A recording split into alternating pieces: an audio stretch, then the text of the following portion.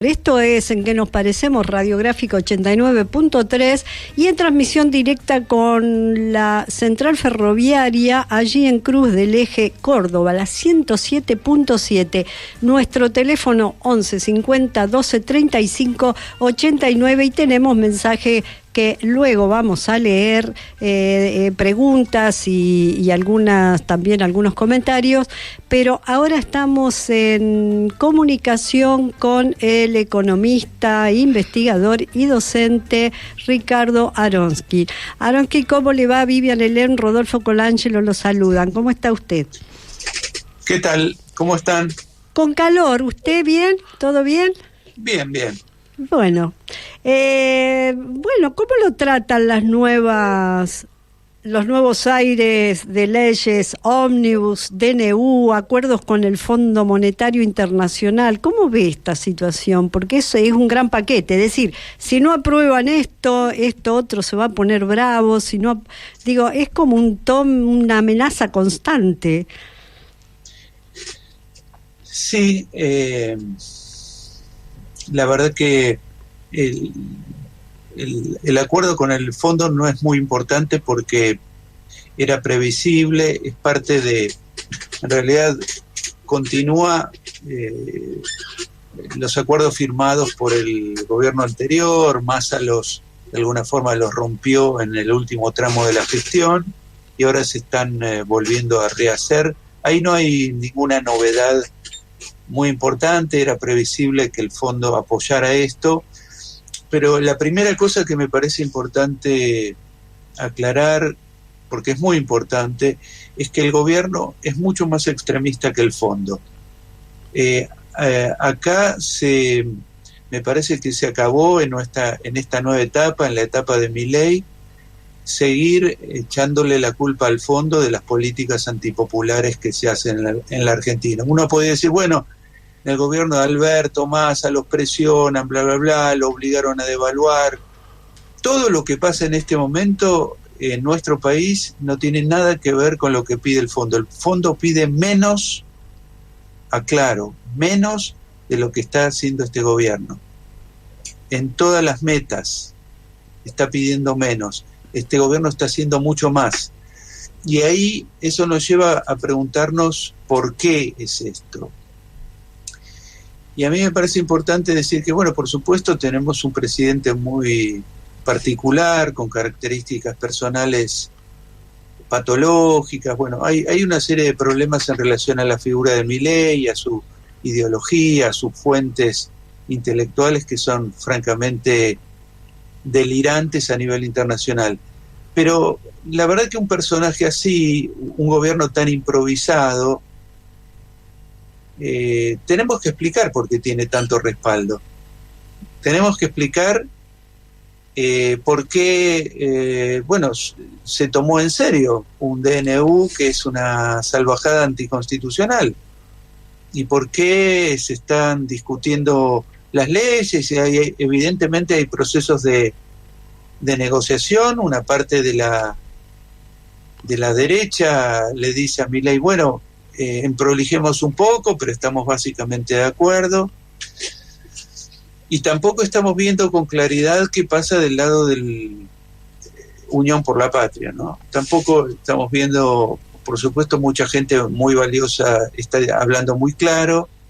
La CGT también está hablando bastante claro para lo que era su trayectoria, pero lo que me parece que tenemos que explicar es cómo puede ser que un DNU que incluye una cantidad de modificaciones enormes de leyes y modificaciones muy importantes y después una ley ómnibus no sea inmediatamente rechazada por todo el arco político en primera instancia y después nos ponemos a discutir medida por medida, si quieren mandar una ley, mándenla y vemos de qué se trata, pero esta especie de patoteada al conjunto de la sociedad argentina solamente puede estar en pie todavía porque es evidente que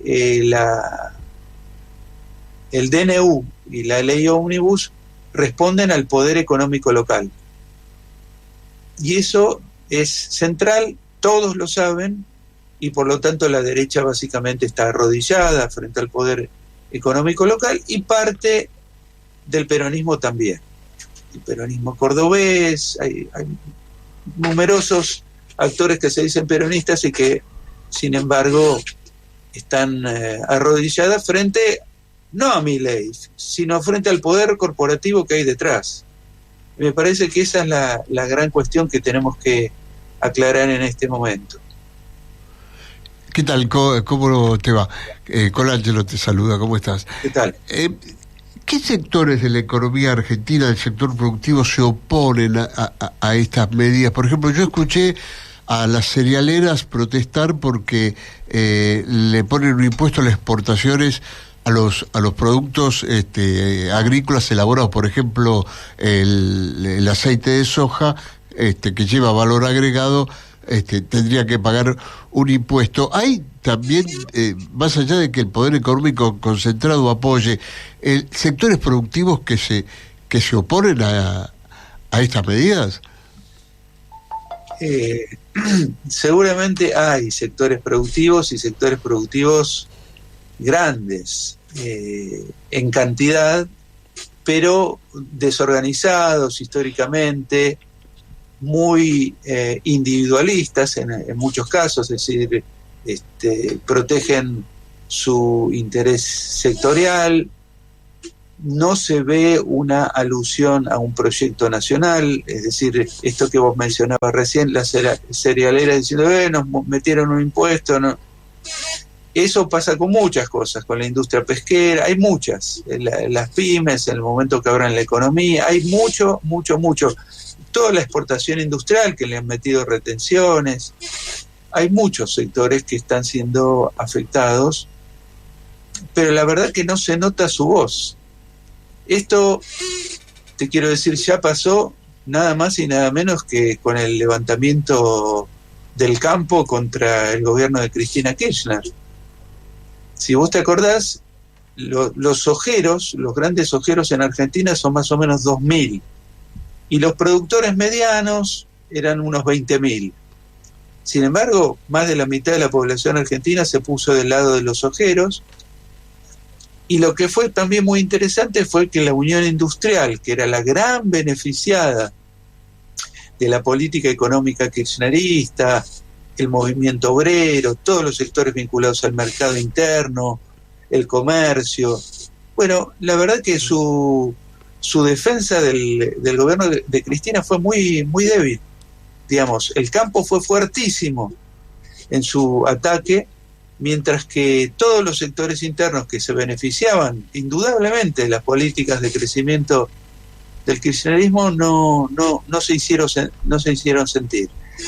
Y me da la sensación que ahora está pasando algo parecido, es decir, por suerte la CGT ha dicho, nosotros nos movilizamos, pero la verdad que esto que vos señalás, todos los sectores productivos que son perjudicados, y parece que en parte coinciden ideológicamente con todo esto, aunque a ellos los perjudique. Eso no es nuevo en nuestro país, ya lo conocemos. De hecho, el kirchnerismo en sus 12 años fue un gobierno que benefició prácticamente todos los sectores productivos, incluso al sector bancario, a las multinacionales, y sin embargo tuvo un rechazo muy, muy significativo. Y ahora está pasando al revés. Digamos, un gobierno que perjudica a buena parte de la nación, pero no a sectores muy concentrados, vemos que no hay un rechazo de la magnitud que tendría que haber. Y eso me parece importante tenerlo en cuenta, porque hay sectores que se tienen que despertar todavía de lo que significa esto en materia de peligro de destrucción de parte del aparato productivo nacional. Ahora, yo estaba viendo, me llamaba mucho la atención que esta salida de los BRICS por parte de Argentina, digamos, porque a mi entender los BRICS le abrían a la Argentina un mercado importantísimo, incluso con respecto a la financiación por el Banco de los BRICS que preside Dilma Rousseff. Pero bueno, Argentina se va de los BRICS, cosa que no pasó, por ejemplo, en el Brasil de Bolsonaro, porque parte de la burguesía brasileña, supongo, habrá dicho, no, de los BRIC no lo vamos porque esa es nuestra fortaleza. ¿Eso es ideológico o porque hay una bajada de línea desde las metrópolis y ustedes en los BRIC no pueden estar? Sí, hay dos elementos. Por supuesto, primera cuestión clave que tenemos que tener siempre presente en nuestros análisis es que en el escenario mundial se está produciendo una confrontación muy fuerte entre los norteamericanos y sus aliados europeos con el bloque que empezó a construir China. Bloque que es heterogéneo, que no es homogéneo, pero que empieza a mostrar, digamos, o refleja cierto cansancio de países, algunos muy importantes como China o Rusia, y otros de desarrollo intermedio, pero en proceso de fortalecimiento, poco cansados con el hegemonismo occidental. Los norteamericanos en ese sentido están en guerra, no en una guerra militar, pero en una guerra en muchos planos contra China y sus aliados. Y por supuesto que a todo gobierno argentino le van a decir aléjense, aléjense. Lo dicen en toda América Latina, no es que lo dicen exclusivamente en Argentina. La particularidad de eso es que, y ahí sí entra el otro tema que vos mencionaste, lo ideologizado, se refleja en un nivel de torpeza decididamente sorprendente. Uno puede decir, bueno, las relaciones con China las mantengo en un nivel tibio o frío, no avanzo en proyectos, no hay muchas propuestas chinas de cosas interesantes para hacer, pero no les doy bola, no hago nada nuevo, no firmo nada nuevo con los chinos, pero los chinos son nuestro principal socio comercial, junto con Brasil. Y ahí el hecho de ofenderlos, como ha hecho la canciller argentina, invitando a la Casa Rosada a una representante comercial de Taiwán, digamos, reforzando la idea de Taiwán como país independiente, cuando la posición oficial china y aceptada en Naciones Unidas y en todo el mundo, que es que Taiwán es una parte integrante del territorio de China, que está, por supuesto, en una situación de conflicto, pero no es otro país. Es como si nos dijeran, no, Jujuy no es de Argentina, ¿no? Entonces nosotros digamos, no, Jujuy es de Argentina. Bueno, cuando vos le decís a China, o haces el gesto, como hizo la canciller, de invitar a Taiwán como una especie de ente político independiente, ofendés a China. Es decir, no solamente enfriás las relaciones, que hasta ahí te piden los norteamericanos, no permitas que China siga, aumentando sus relaciones comerciales y políticas y tecnológicas con toda América Latina. Esa es la línea norteamericana, pero en este caso va más allá y ofende a China. Y China tiene un conjunto de herramientas, todavía no tantas como los norteamericanos, pero ya tiene herramientas para presionar a los países, sobre todo que incumplen compromisos o que los ofenden. Bueno, China es un país soberano, es un país orgulloso, y este tipo de acciones son completamente innecesarias. Por supuesto que yo estoy súper a favor de que Argentina se integre a los BRICS, que tenga una política internacional completamente abierta, que aproveche todas las oportunidades de generar riqueza para los argentinos que se presenten a nivel internacional, en África, en Asia Central, en Europa del Este, en la India. Es decir, hay una cantidad enorme de regiones del mundo donde Argentina puede ofrecer productos, y no solamente soja, sino muchas otras cosas que Argentina es capaz de producir, incluso medicamentos. Y es la hora de que la dirigencia política argentina adopte eso lamentablemente este gobierno es exactamente lo contrario, es volver a un libreto absurdo. Bueno, no casualmente Milei dice 100 años para atrás. 100 años para atrás es cuando Argentina era una semicolonia inglesa, digamos. El mundo de nuestra élite dominante en ese momento terminaba ahí, en el Atlántico Norte. Y ese es un problema profundo que tenemos en la Argentina, que no lo podemos superar y que tiene una composición ideológica significativa. Lo que se señalaba de Brasil es cierto.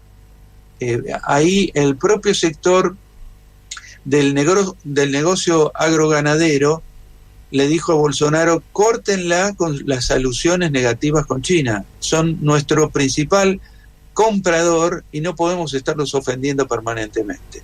Y lo dijo un sector en el cual no hay una persona ni de izquierda, ni nacional y popular, ni peronista, ni nada, sino gente absolutamente pragmática que hace negocios, y le dijeron al presidente Bolsonaro: córtenla con ofender a los chinos. Bueno, sí. Sería bueno que en Argentina pasara algo similar. El nivel de ideologización de nuestro empresariado es tan lamentable que puede ser que eso no ocurra. Tendrá que ver, le iba a preguntar justamente eso, ¿no? ¿Habrá una sobreactuación de ideología en estos sectores que, además, decía usted, como la voz de los empresarios, los productores no se logra escuchar? ¿Será que la tercera posición de Argentina es algo a terminar definitivamente y que por eso hay una sobreactuación de ideologización en todos los sectores? Porque digo, también va en contra de sus propios intereses, digo, comercializar con China, comercializar desde los BRICS, iría en contra de sus, romper con el consumo interno, la rueda del consumo interno también uno cree que va en contra, pero digo, ¿será que estamos pagando esa tercera posición histórica de Argentina en cuanto a relaciones internacionales y a ser un país económicamente independiente? Bueno, tratar de construir una economía autónoma, independiente, soberana, la verdad que es un gran desafío, y en la época de la globalización más todavía, porque se profundizó la cosa de que las economías están todas interconectadas, interdependientes. No es casual que en nuestro caso la última dictadura militar nos metió en una deuda externa que no terminamos de resolver todavía. Es decir, después de 40 años de democracia seguimos dando vueltas con el tema de la deuda externa. Entonces, yo creo que el tener una postura independiente en forma internacional, alineada con nuestros propios objetivos, es muy complicado. Hay muy pocos países que lo pueden sostener, es muy difícil. Nosotros estamos encima en el patio trasero norteamericano, porque por ejemplo Turquía, que está haciendo algo de ese tipo, jugando con todo el mundo, buscando sus propios intereses, está geográficamente en otro lugar, es un puente entre Asia y Europa y Occidente. Entonces geográficamente hasta está incluida en una posición un poco distinta. En el caso nuestro, la situación es muy complicada por estar en el extremo cono sur, con una clase empresarial que yo diría desde el proceso para acá no ha cesado de abandonar toda idea desarrollista, se le ha borrado toda idea de compromiso con la nación. En general ellos piensan en negocios particulares. De hecho, el DNU es una piñata de negocios particulares de distintos empresarios. Ahí no hay un proyecto nacional.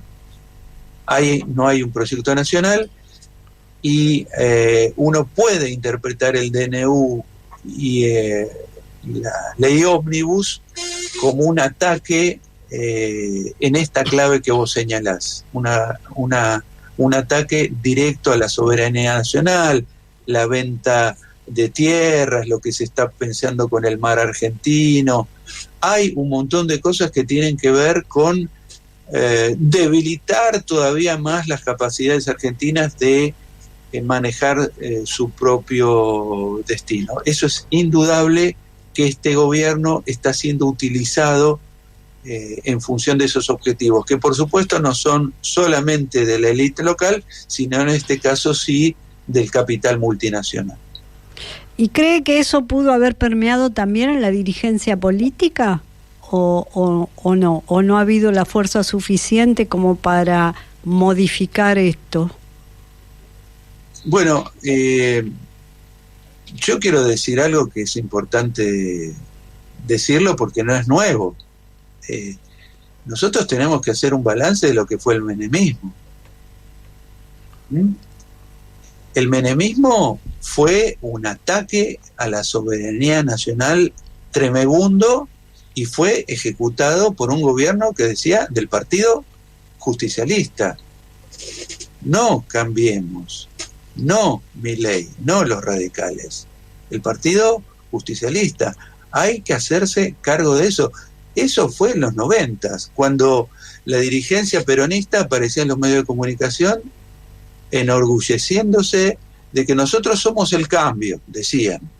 En su momento el general Perón hizo los cambios que había que hacer. Ahora nosotros hacemos otros cambios que hay que hacer. Decía, nosotros somos transformadores. El Perón transformó en su momento en una dirección, ahora nosotros, el mundo nos exige que transformemos en otra. Y la verdad que en los 90, desde el punto de vista de la extranjerización de la economía argentina, la destrucción de nuestro Estado Nacional, la venta de las empresas públicas, fue peor que el proceso de reorganización nacional.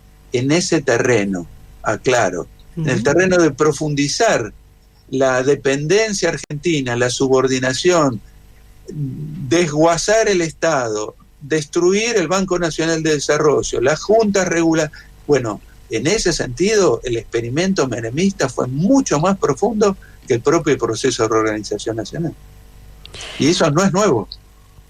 Quiero decir, no es casual que Milei, si reivindica algo, reivindique el gobierno menemista y a caballo. Totalmente. Bueno, es materia para volverlo a llamar y charlarlo, ¿no? Porque pareciera ser que en la construcción y en la forma de hacer política no se pudieron deshacer los 90 tampoco.